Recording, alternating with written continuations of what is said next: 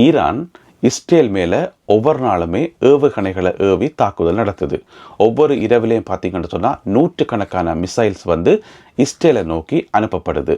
ஆனால் அந்த நூற்றுக்கணக்கான மிசைல்ஸும் போயிட்டு இஸ்ரேலிய மண்ணில் விழுந்து வெடிக்குதான்னு கேட்டால் அதுதான் இல்லை.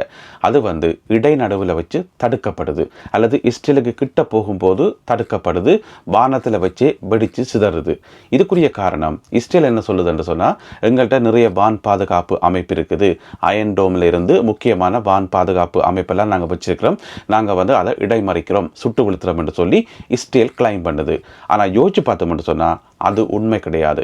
அதில் 100% உண்மை கிடையாது. அதுக்குள்ளே இஸ்ரேலை விடவும் வேறு தரப்புகள் அதுக்குள்ளே இன்வால்வ் ஆகி இருக்கணும். அதில் மிக முக்கியமானது அமெரிக்கா. ஒருவேளை அமெரிக்கா இதில் இன்வால்வ் ஆகாமல் இருந்திருந்தால், இஸ்ரேல் மட்டும்தான் தன்னை பாதுகாக்கணும் என்ற ஒரு நிலைமை இருந்தால், இத்தகைக்கு இஸ்ரேல் மிகப்பெரிய அழிவுகளை சந்திச்சிருக்கும். ஏனென்று சொன்னால், ஈரானில் இருந்து ஏவப்படுற ஒவ்வொரு ஏவுகணையும் அப்படியே குறி தவறாமல் போய் இஸ்ரேலை தாக்கியிருக்கும். ஆனால் இங்கே என்ன நடக்குதுன்னு சொன்னால், அமெரிக்கா பெரும் பங்கு வகிக்குது.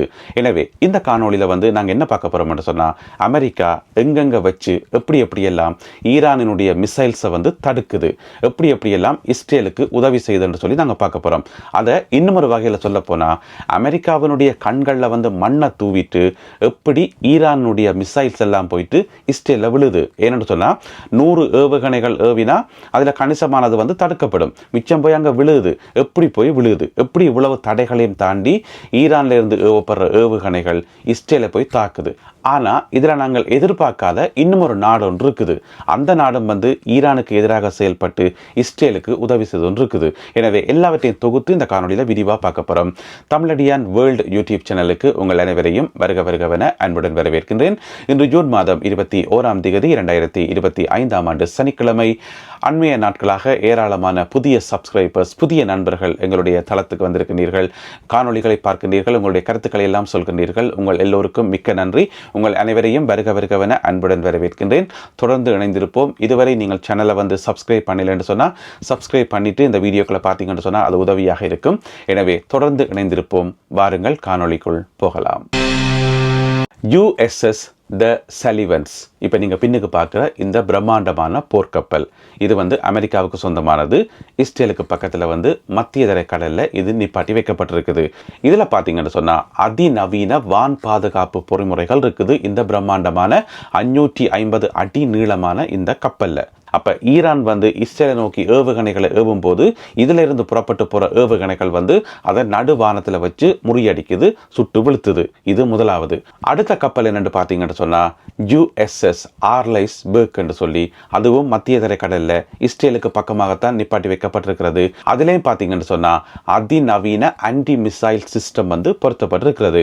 அதில் இருந்தும் ஏவுகணைகள் சுட்டு விழுத்தப்படுது. இது ரெண்டாவது. மூன்றாவது பார்த்தீங்கன்னு சொன்னால் USS ஹட்னர் தோமஸ் என்று சொல்லப்படுற இன்னும் ஒரு பிரம்மாண்டமான கப்பல். இதுலையும் அதேதான்.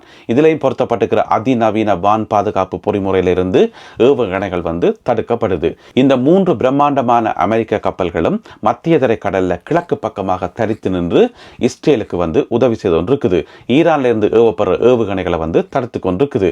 இந்த 3 மட்டும்தான் இப்ப களத்தில் இருக்கா, மத்திய தரை கடல்ல இருக்கான்னு கேட்டீங்கன்னு சொன்னா, வெளிவந்த தகவல்கள் இந்த 3 தான் சொல்லுது. ஆனா நிச்சயமாக இதை விட அதிகமான கப்பல்கள் அங்க இருக்கிறதுக்கான வாய்ப்புகள் நிறையவே இருக்குது. எல்லா ரகசியங்களும் வெளியில வராது. வெளிவந்த தகவல்களின் அடிப்படையில் இந்த 3 கப்பல்கள். இது மட்டும்தான் அமெரிக்க கப்பல்களான்னு பார்த்தீங்கன்னு சொன்னா அப்படி இல்லை. மத்திய கிழக்கில் பார்த்தீங்கன்னு சொன்னா பல இடங்கள்ல இன்னும் ஏராளமான போர்க்கப்பல்கள் அமெரிக்காவால் நிறுத்தி வைக்கப்பட்டிருக்கிறது. அதுல இன்னும் ஒரு சில கப்பல்களை பார்ப்போம். USS கார்ல் வின்சன் இது பெர்சியன் கல்ஃப்ல நிறுத்தி வைக்கப்பட்டிருக்கிறது. அமெரிக்காவுக்கு சொந்தமான மிக பிரம்மாண்டமான ஒரு போர்க்கப்பல். USS ஜெரால்ட் ஆர் ஃபோர்ட் இது மிக பிரம்மாண்டமான ஒரு போர்க்கப்பல், அமெரிக்காவுக்கு சொந்தமான போர்க்கப்பல். இதுவும் மத்திய தரை கடல்ல நிறுத்தி வைக்கப்பட்டிருக்குது. அடுத்தது அரபு கடலில் தற்பொழுது தரித்து நிற்கும் USS நிமிட்ஸ் என்று சொல்லப்படுற பிரம்மாண்டமான விமானம் தாங்கி போர்க்கப்பல். இதுல பாத்தீங்கன்னு சொன்னா நூற்றுக்கணக்கான விமானங்களும் ஹெலிகாப்டர்களும் சொல்லி மிக பிரம்மாண்டமான கப்பலாக இந்த கப்பல் இருக்குது. இதுல இருந்து அங்கிருந்து புறப்பட்டு போற விமானங்கள் வந்து நடு வானத்தில் வச்சு மிசைல்ஸ் எல்லாத்தையும் வந்து தடுக்குது என்று சொல்லி சொல்லப்படுது. அடுத்தது USS ஃபாரஸ்ட் ஷேர்மன் என்று சொல்லப்படுற இன்னும் ஒரு பிரம்மாண்டமான கப்பல். இது வந்து இன்றைய நாளில் ஜூன் மாதம் 21ஆம் தேதி இன்றைய நாளில் வந்து செங்கடல்ல தரித்து நிற்குது. இதுவும் வந்து இஸ்ரேலுக்கு பல்வேறு வகையான உதவிகளை செய்து கொண்டிருக்குது. என்ன பிரச்சனை சொன்னா, இந்த கப்பல்களில் வந்து 2 விதமான கப்பல்கள் இருக்குது. ஒன்று வந்து சாதாரண போர்க்கப்பல்கள், விமானம் தாங்கி போர்க்கப்பல்கள், அது ஒரு பக்கம். மற்றது வந்து டிஸ்ட்ரோயர்ஸ் என்று சொல்லப்படுற கப்பல்கள். அதாவது இஸ்ரேலுக்கு பக்கத்தில் மத்திய தரை கடல்ல தரித்து நிற்கக்கூடிய எல்லா கப்பல்களுமே பார்த்தீங்கன்னு சொன்னா டிஸ்ட்ரோயர்ஸ் என்று சொல்லப்படுற அந்த வகைக்குள்ள வரக்கூடிய போர்க்கப்பல்கள். எனவே அந்த கப்பல்களுடைய பிரதானமான வேலை என்று சொன்னா, இஸ்ரேலை நோக்கி வருகின்ற ஏவுகணைகள் மிசைல்ஸை வந்து ஈரானால ஏவப்படுற மிசைல்ஸை வந்து வானத்தில் வச்சு தடுக்கிறது.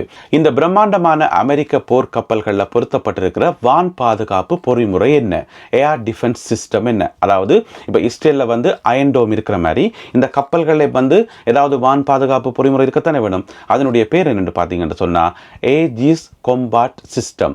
ஏஜிஸ் கொம்பாட் சிஸ்டம் என்று சொல்லப்படுற அதிநவீன இன்றைய உலகத்தில் இருக்கக்கூடிய மிகவும் லேட்டஸ்டான ஒரு வான் பாதுகாப்பு பொறிமுறையை வந்து அமெரிக்கா பயன்படுத்துது.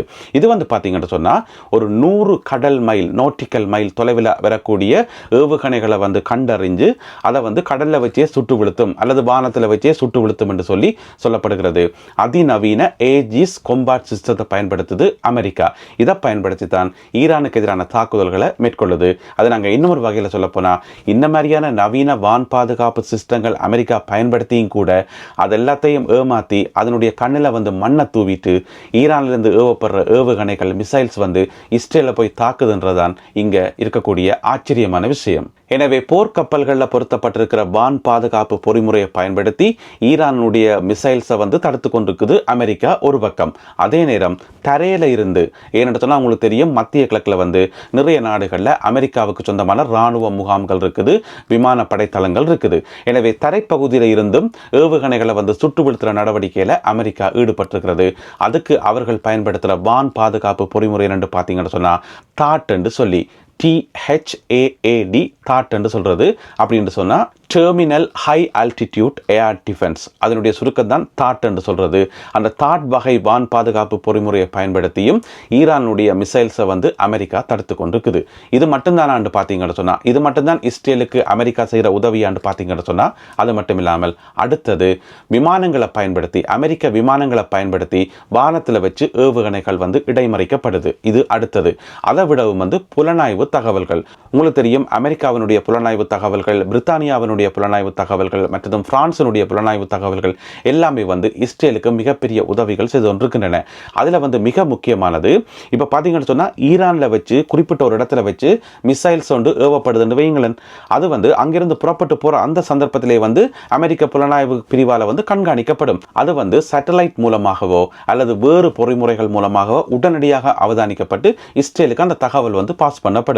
உங்களுக்கு தெரியும், இப்போ ஒரு இடத்துல வந்து மிசைல்ஸ் ஏவப்படுதுன்னு சொன்னால் உடனடியாக இப்போ இஸ்ரேலில் வந்து அந்த சைரன் ஒலிக்கும், எல்லா மக்களும் ஓடி போய் பதுங்கு குழிகளுக்குள்ள போவினம், ஷெல்டருக்குள்ள போயிருவினம். அப்போ அது எப்படி அவைக்கு தெரிய வருதுன்னு சொன்னால், ஒரு மிசைல்ஸ் வந்து வெடிக்க போகுதுன்னு சொன்னால் ஒரு 10 நிமிஷத்துக்கு முதலே அங்கே தெரிய வந்துடும். மக்கள் எல்லாரும் ஓடி போயிட்டு பாதுகாப்பான இடத்தை நோக்கி போயிருவினம். அது எப்படி தெரிய வருதுன்னு சொன்னால், இந்த மாதிரி புலனாய்வு தகவல்களை வச்சுக்கொண்டுதான். எனவே அமெரிக்காவும் பிரித்தானியாவும் பிரான்சும் இன்னும் வெளியில் சொல்லப்படாத சில நாடுகளும் சேர்ந்து இஸ்ரேலுக்கு இந்த மாதிரி புலனாய்வு தகவல்களை கொடுத்து ஈரானுக்கு எதிராக செயல்பட்டு கொண்டிருக்கிறார்கள். அதாவது ஈரானுடைய மிசைல்ஸை வந்து தடுக்கிறதுக்கு உதவி செய்து கொண்டிருக்கிறார்கள். அடுத்தது ஈரானுடைய ஏவுகணைகளை தடுத்து நிறுத்துகிற இன்னும் ஒரு நாடு, முக்கியமான நாடு ஜோர்தான். ஜோர்தானும் வந்து இஸ்ரேலோட சேர்ந்து கொண்டு ஈரானுக்கு எதிராகத்தான் செயல்பட்டு கொண்டிருக்குது. ஈரானுடைய மிசைல்ஸை வந்து தன்னுடைய மண்ணில் வச்சு சுட்டு வீழ்த்தி கொண்டிருக்குது ஜோர்தான். ஏன் ஜோர்தான் அப்படி செயல்படுதுன்னு சொன்னால், இஸ்ரேலோட ஜோர்தானுக்கு இருக்கக்கூடிய ஒரு ஒப்பந்தம் 1994ஆம் ஆண்டு இஸ்ரேலும் ஜோர்தானும் வந்து ஒரு ஒப்பந்தம் ஒன்று போடினோம், பாதுகாப்பு ஒப்பந்தம். அந்த பாதுகாப்பு ஒப்பந்தத்தின் அடிப்படையில் வந்து பார்த்தீங்கன்னு சொன்னால், இஸ்ரேலுக்கு வரக்கூடிய ஆபத்துக்களை ஜோர்தான் தடுக்கும் அல்லது ஜோர்தானுக்கு வரக்கூடிய ஆபத்துக்களை இஸ்ரேல் தடுக்கும் என்றது 2 நாடுகளுக்கும் இடையில் செய்து கொள்ளப்பட்ட ஒப்பந்தம் 1994ஆம் ஆண்டு. எனவே அந்த ஒப்பந்தத்தின் அடிப்படையில் ஈரானால் ஏவப்படுற ஏவுகணைகளை வந்து ஜோர்தானும் சுட்டு வீழ்த்தி கொண்டிருக்குது.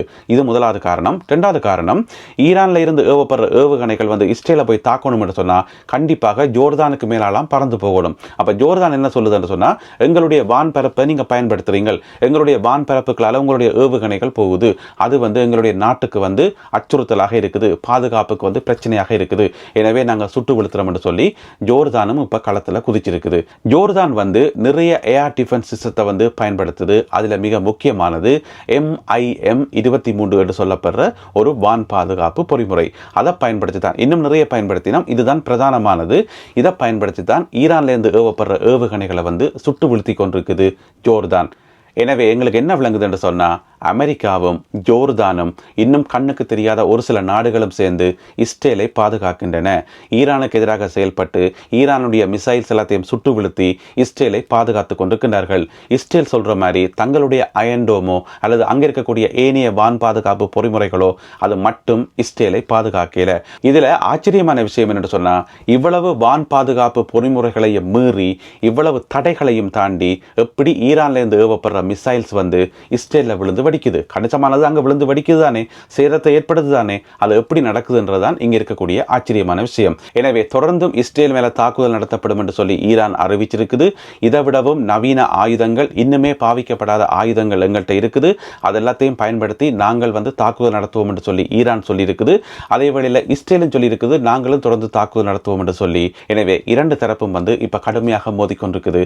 இந்த மோதல்கள் அடுத்த கட்டமாக எதை நோக்கி போக போகுது என்பதை பொறுத்திருந்து பார்ப்போம். இந்த காணொலியில் பகிர்ந்து கொள்ளப்பட்ட தகவல்கள் தொடர்பான உங்களுடைய கருத்துக்களை மறக்காமல் கீழே எழுதுங்கள்.